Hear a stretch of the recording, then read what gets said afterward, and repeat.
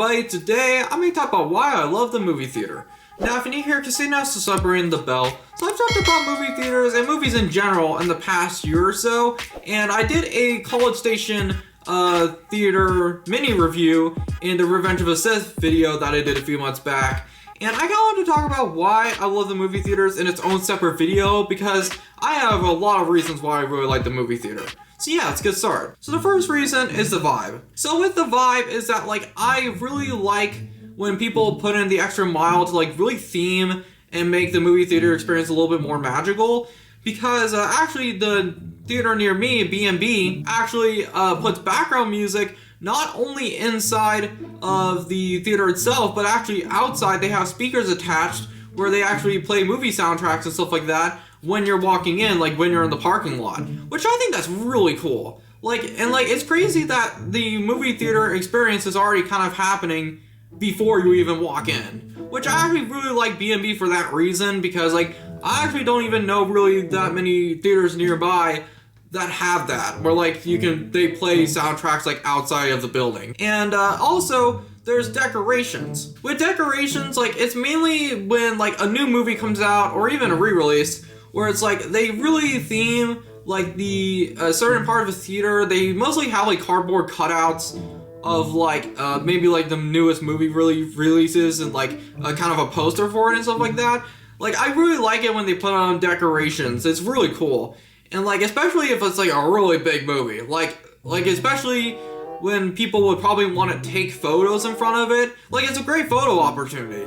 And I actually have taken a couple. I don't know if I have any in my camera roll, but I have taken a couple at some point where I probably saw Star Wars Force Awakens when that came out. Yeah, so decorations really are cool. When they really theme the theater, or they don't even really have to theme the whole theater, just a specific spot. That's enough for me. I really like when they go the extra mile. So, and then they also, specifically at College Station theaters, have an arcade. Sadly, the majority of my theaters, actually almost all of them near my area, don't have an arcade. And what's really interesting about College Station theaters is that, well, I did talk about this in a Revenge of the Sith video, they have a couple arcade machines there.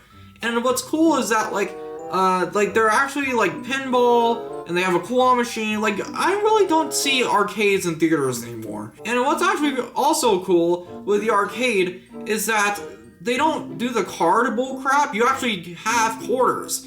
And they actually are probably cheaper than having a card. So I really miss that with arcades nowadays.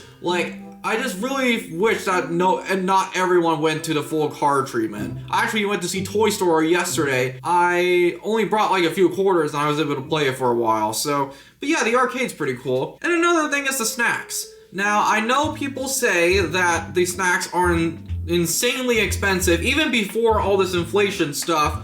The snacks were really stupidly expensive, which I kind of agree, mostly because well, the candy and stuff like that, I never get because, I could literally get candy almost anywhere else. The reason why I go to the movie theater for snacks is the popcorn.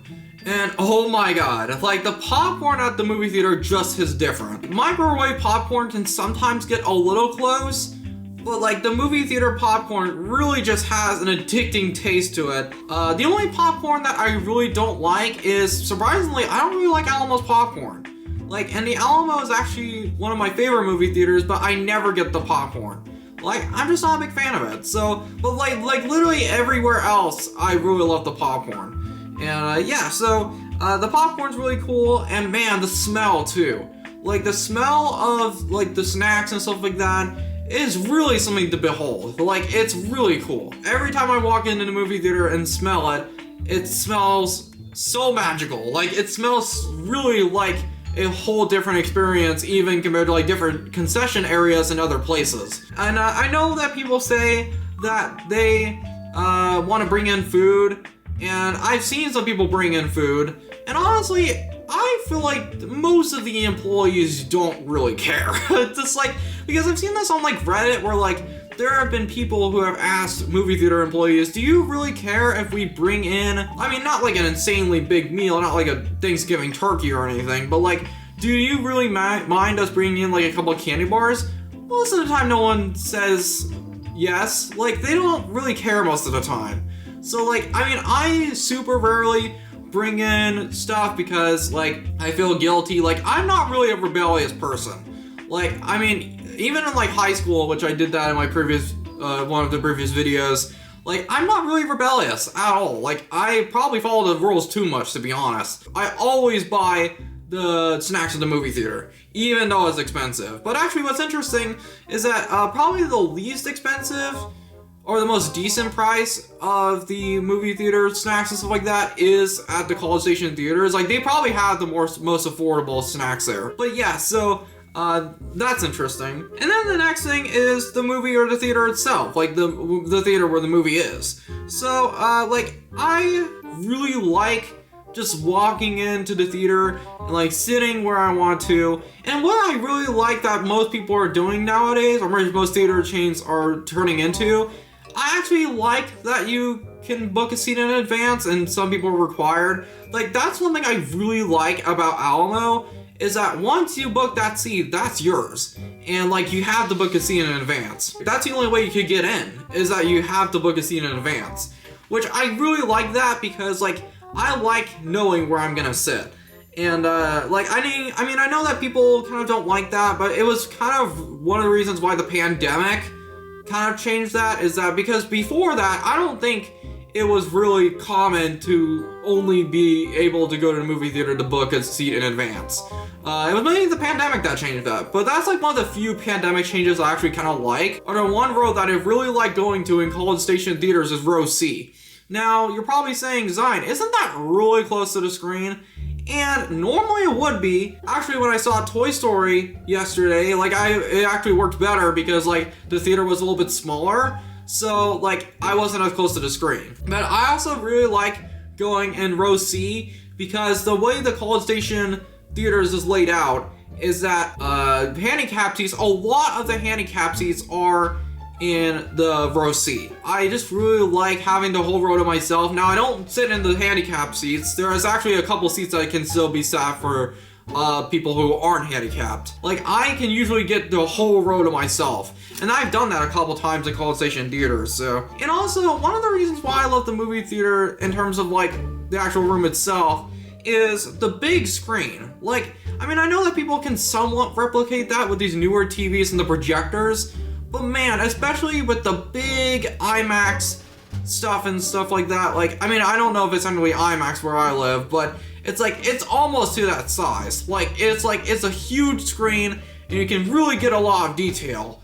And like, I really love the big screen. I also really like the sound too.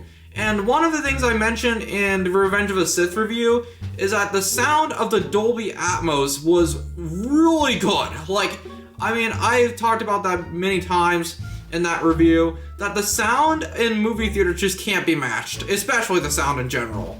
Like, I mean, I know people can try to, like, put speakers around their room in, like, a home theater setup, but man, like, the whole Dolby Atmos, like, 360 sound, like, if you can get a Dolby Atmos screening, please do. It's worth the upcharge. I mean, Toy Story was pretty good, but it was a Dolby Atmos, and I think I kind of noticed because I've gone to the movie theater so much this year that, like, it wasn't 360 sound. But, I mean, you don't really need it for Toy Story, to be honest. But I really liked the fact that Dolby Atmos is really starting to take over now, because that's really kind of the future, at least for movie theater sound. So, another thing is the movie hype. I mean, I know there are some people who say that they just want to wait until streaming to watch it, but honestly, like, as much as people can have been annoying in the past few years, like, there is kind of a magic in watching people's reactions to, like, crazy movie theater moments, and even the movies itself. Like, Deadpool and Wolverine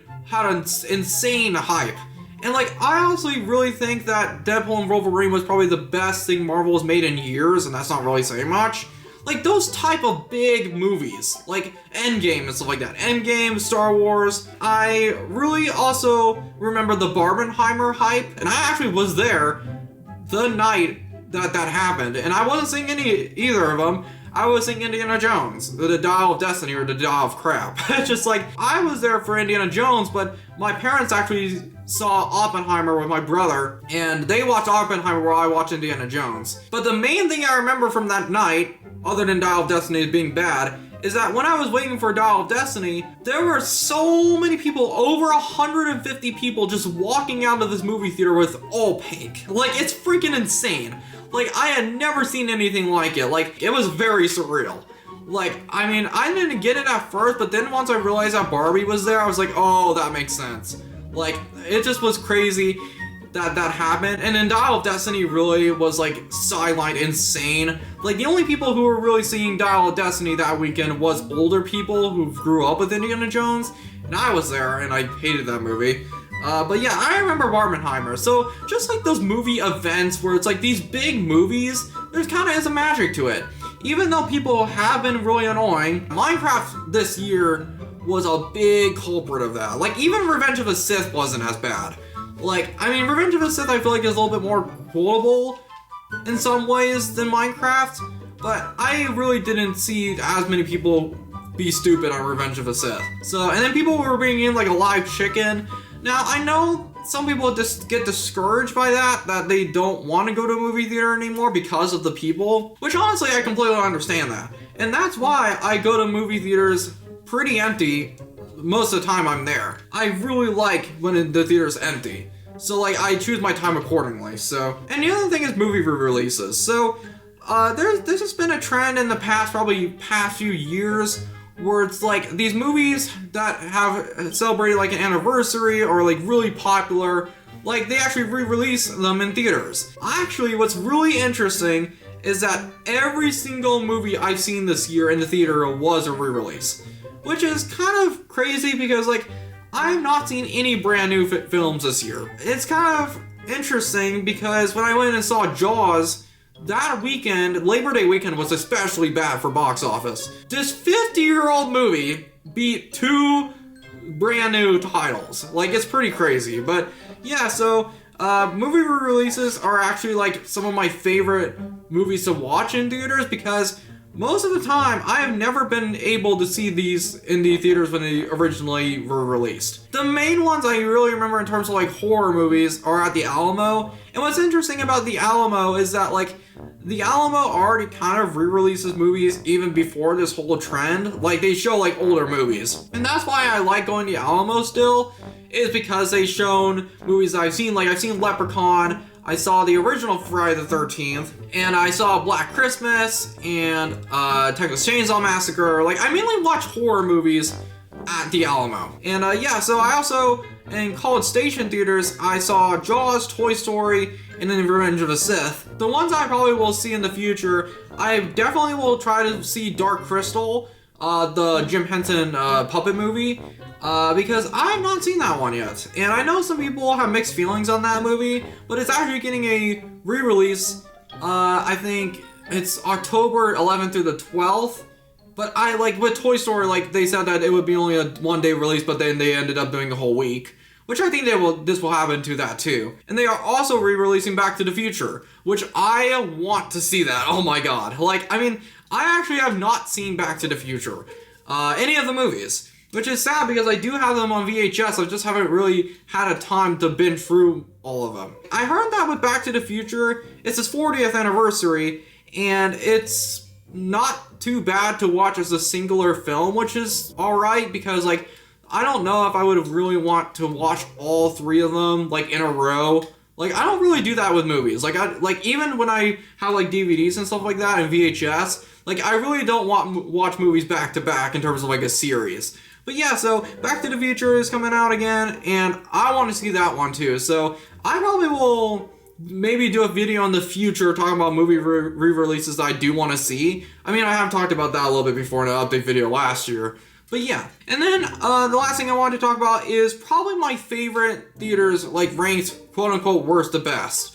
So there are a couple of theaters near me where I live, but the one that I feel like kind of sucks the most is AMC.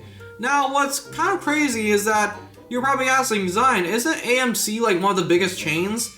Yeah, it is, but I remember when I saw Wish in I think it was December 2023, AMC was outdated. Like, I mean, like, I kind of like the 2000s feel of some theaters, but man, like, they really need to redo the AMC in Springfield. The environment was dirty, and actually what's interesting is that one of my friends actually saw a Minecraft movie at AMC, and they had some really bad sanitary concerns, or AMC did. And that's actually around the time when I got sick and I had that really bad sickness after I saw Wish. Like when I was eating the popcorn, like the salt was burning in my throat. So, but yeah, so AMC is probably my least favorite. Even though I don't absolutely hate it, it's just probably my least favorite in this area.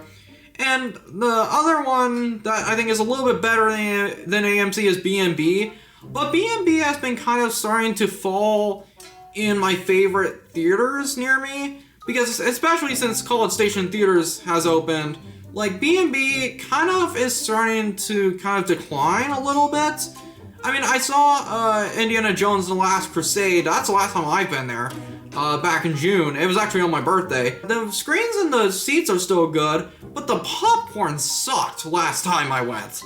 Like, even with the buttery topping, it just wasn't very good. And like I remember the buttery topping kind of machine was kind of getting dirty too.